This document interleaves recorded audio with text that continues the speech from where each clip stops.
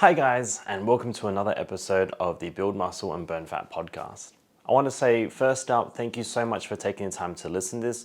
All I can ask right now is if you could please give me a 5-star review on Apple Podcasts. At this point in time, I'm not putting any advertisements. I'm not making any money off these podcasts. I just want to give you lots of value. So in return, can you please give me a 5-star review on Apple Podcasts or even Spotify as well? And if you're listening to the podcast as well, please screenshot it and tag me. Okay, let's get to today's podcast. Today's episode's about for those beginners out there who want to make progress as I adjust my hat. So if you are struggling to see progress, I'm going to give you 3 tips that you need to do to make sure you can get there. Now, these are going to be obviously very broad, but if I'm being honest, if you can stick to these, this is going to help you get further and farther.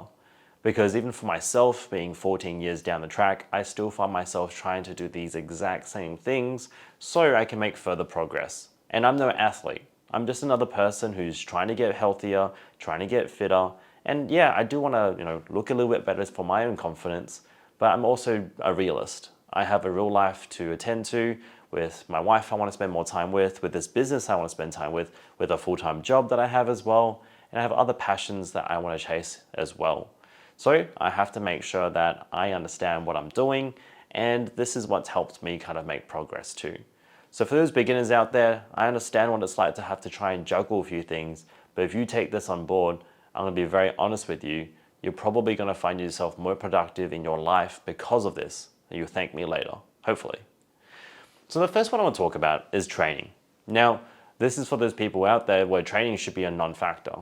You should be training because you enjoy it, you should be training because you like it, but now we're trying to see, are you actually making progress with this? So when it comes to training, you need to make sure that you are consistent with this. Do you have a program? Now, obviously that's not actual the tip, but if you haven't already covered this, this is going to go a few layers into training first. So first, you should always have a program. Now, if you don't have a program, head over to the link in my bio or description box below. There's an Hourglass program for the ladies. That's going to be going for $7 at this point in time. Get it now before I have to increase it, because I can only take so many people on. And if I make it too cheap, honestly, at this price, a lot of people will actually take on it, and then I might be overflowed with work, which is not a bad thing. But now I need to make sure you know what you're doing. So you should have a program now. If you haven't already, you've got that. You can always download some of the free stuff that I have. At least look at the stuff on my Instagram. I've got plenty of small, short workouts that you can keep making progress on as well. Now, on top of that, you should be trying to make sure you get better with your movements. If your lunges are only going halfway down and you can't keep balance, guess what? You're gonna have to get better at your lunges. Each workout should be seeing you get better with your technique if you're in the learning phases, at least 1% per time. It's not going to be perfect the first time, but you will definitely get better if you keep making mistakes and learning from those mistakes. If you see every single opportunity as an opportunity to learn, not always an opportunity that you've lost, then you're going to go really far with this. And that's a life lesson for everything. Like I said, I have a lot of passions, business is one of them, and I failed so many of those things. And if you've been following me for a while, a lot of my projects never really lift off the ground because they've failed. But I'm still here. Now we've covered all those bases. You're training regularly, you have a program. This is the number 1 tip when it comes to training. Get stronger. Honestly, if you can keep getting stronger, you're going to keep seeing progress. And what do I mean by getting stronger? And I probably will do this in another podcast, but this is called progressive overload. If you keep doing what you've always done, you're always going to get what you've always got. But here's the worst part. You also get less returns on your training. And let me show you about this in a real life example. Say if you're doing dumbbell rows, and if you're always doing 5 kilos, and in 2 weeks time you're still doing 5 kilos, and in 3 weeks time you're still doing 5 kilos, you've made no progressive overload. And now, when you first started in week 1, all the way through to week 3, yes, you may be getting better with your technique, which is acceptable, might I add, but your body now is not getting these adaptations to make changes. It's not getting that stimulus to push and go, hey, look, this is actually getting a little bit heavier. Let's build those muscles to recover a little bit faster. And that's what's going to help you, obviously, build muscle, trim the fat, increase the metabolism, decrease those measurements, and start to shape your body as well. So You need to make sure you focus on getting stronger. And this is really good to do with multiple exercises, including your squats, bench, and deadlifts, of course, chin-ups and pull-ups, and that could be using different resistance bands if you can't do those body weight. Getting your push-ups a little bit lower, so range of motion is a form of actually getting better at a movement as well. And might I add, of course, adding weight. So if you can do those things, trust me, you're gonna make great progress.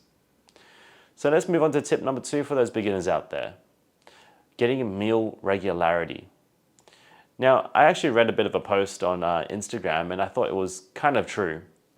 Don't get me wrong, I think everyone should have some sort of flexibility when it comes to their lifestyle. If you go out with your friends and eat 1 meal a week, 2 meals a week, that seems to be really good for your social outbeing. 1 meal a day may be something that's quite variable, but you need to control the controllable. And let's be a realist about this. I think everyone has the capability of having control of at least 1 or 2 meals per day. If you suck at eating breakfast, well, guess what? Start to find solutions to work around it and find something that's actually going to be in line with your goals and actually going to help you get there. Because it's easy to go, yeah, I'm just going to go to Hungry Jack's and get a nice old English McMuffin there, or English muffin, with the bacon and the egg and the processed foods. You could do that. But is that going to actually help you make movements forward?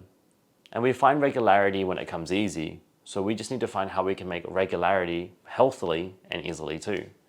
Now this is something that I did on breakfast times when I wake up at 4 o'clock in the morning, not boasting, it's just life. And there are some people out there who have to do this. The night before, I get my shaker, or my blender should I say, put some fruit, put a protein shake, put some Greek yogurt, and I blend it up because the first thing that I do when I leave the house now is open the fridge and have that on the driveway to work, which is half an hour away. By the time I get to work, it's finished. That's one solution that you have for yourself. What are you going to be able to do to get this done? And that's one of the regular things that I did at that point in time. Now, I have a plan B as well for variety when I'm at home. Eggs on toast, egg white on toast. This is going to be something so similar to me where I can just do it as part of a routine. Because if I can do that from Monday to Friday for my 3 early starts and my 2 late starts, that's going to be so regular to me that I know what to prepare myself for lunch and dinner. Yeah, works well. Now for those people out there who are like, oh, what about lunch? There are some substitutes that you can use, and I honestly believe that people just don't want to look for them. Or maybe you don't know about them. I'm going to be more of an optimist today because I feel like I want to make your day better. So when you look at it, maybe look in your local area. There are some, definitely, even in the small town of Perth where I'm from, there are some businesses out there who actually prep healthy, fit meals that you can buy in bulk and freeze. They make these with healthier suggestions and healthier whole-based foods. They're macro-based and macro-friendly as well. And if you don't know any of these places, just let me know, especially if you're in Perth. Now, if you can buy them, they come to about $10 a meal. Are they the cheapest? No. Are they better than most of the things that you'll find and probably what you'll make? So you have reduced amount of risk and excuses, so to speak. Yeah, it's probably going to get you there. You're probably going to get very far by doing this. Because if you're struggling for time, if you're struggling for effort, then that's all you have to do.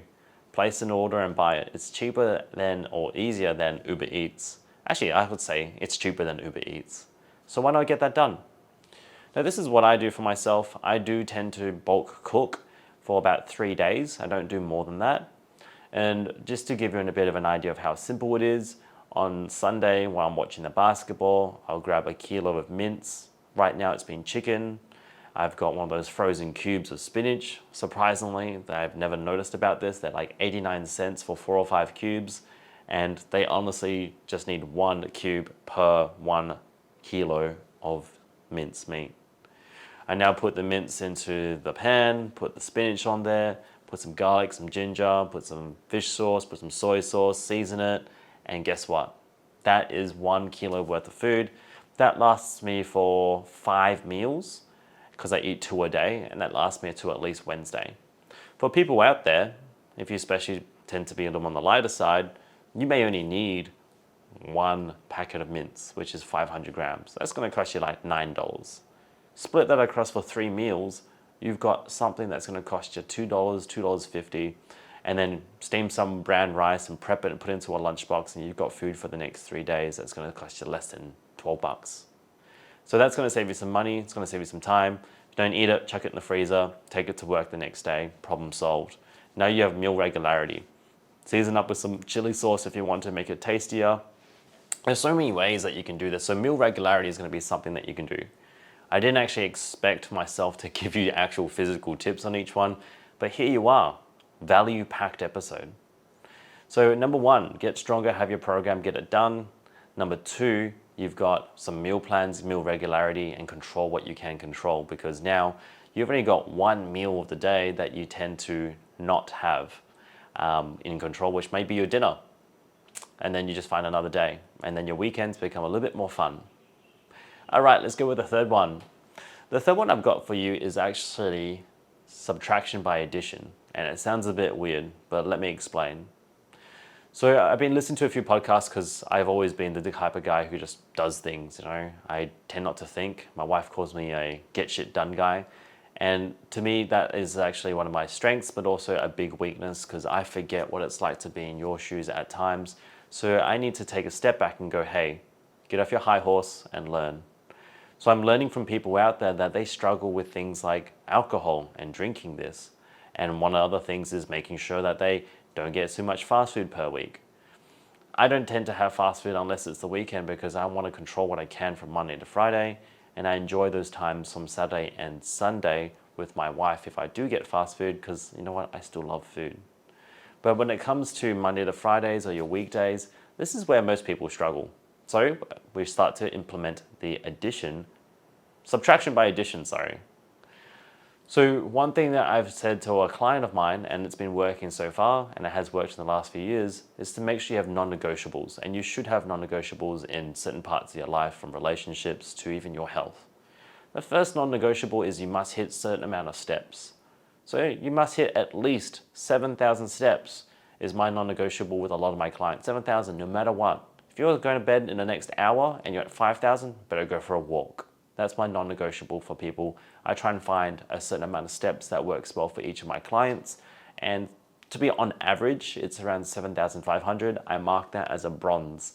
And 8,500 is a silver, and 10,000 plus is a gold. I don't ask for more than 10,000 deliberately. On top of that, other non-negotiables to help you with this is water. I aim for 2 liters every single day. If someone struggles with, say, overconsumption of takeaway food or alcohol, I say 2.5 liters, 3 liters, see what happens. And we see what happens with the body. They tend to feel a bit too full and go, actually, I don't need that much, so I don't eat as much junk food or I don't drink as much alcohol. I'm like, good on you. Subtraction by addition. I'm never going to get that right. Then on top of that, I go non-negotiables is also training, as we mentioned in step number 1. If you can get at least 2 or 3 of those, then that's all we do. So I don't actually tell them not to do something. I tell them they have to get this done. If they can get that done, they can do what they want on top of that. But then they start to make some kind of self-bargaining, and you tend to do it. Like, why am I doing all this if I'm just going to shoot myself in the foot and drink a 6-pack of beer on one day on a Thursday? Because you put so much effort to making sure these non-negotiables get done, because now that's your values right there. And you need to understand that. I think this is one of the hardest, I would say so. If you ever do anything that's in consulting, helping people out, this is probably one of the hardest professions, because as much as hard as I work to help you, I actually can't do the work for you. You eventually have to sit there and go, okay, what am I going to do with my life? And I had a guy who done this with me actually a few years ago, and it ate me up, and it killed me, because he was telling me how he wanted to lose 40 kilos and he wanted to do all this, but he wasn't able to make the steps that I just shared with you right there. And then at the end of the day, when his 10-pack of training came up, he goes, you know what? I just don't know why I'm doing this for. I said, well, you told me that you want to lose 40 kilos because you don't want to die young. And I don't mean to scare you guys. But he goes, yeah, I don't know about that. And I just couldn't see what I could do. So all I can really do is help the people who can be helped. And I hope you guys are listening to this, because that's all I do this for. I am hooked on the feeling of trying to help as many people as possible. And I actually got an email earlier today, which makes me wonder why I'm doing like my fourth podcast for today. Yes, I batched these, I'm sorry. And he said that thank you so much for putting in the information that you have. And he supported me with obviously a 5-star review. And I just want to say thank you to the people out there who are listening to this. I closed down one of my studios that I ran. You know, it was generating quite a bit of profit, like more than I needed anyway. But it was killing me on the inside because I couldn't help these people who were coming through the door. Same example as I shared before. So I said, you know what? 80% of my problems are coming from 20% of the things in my life.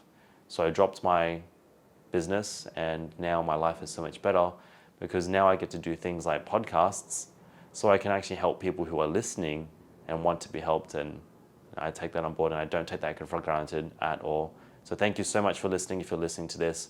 And I mean it from the bottom of my heart. Please DM me on Instagram. Just say, hey, look, I listened to your podcast and I wanted to DM you and we can start a conversation from there, because the unfortunate thing with podcasts is I don't actually get to chat with you guys unless you do any of the actions and the links in the below or actually DM me. So I hope that we can actually create a bit of a conversation if you do this for me.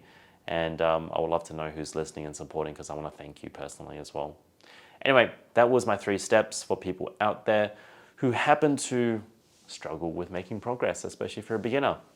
Make sure you get your training, get stronger. Number 2, get some meal regularities. And number 3, have some non-negotiables, things that you can keep consistent. So we're going to do that by having a subtraction by addition. I got that right finally. Take care, everybody, and keep building momentum.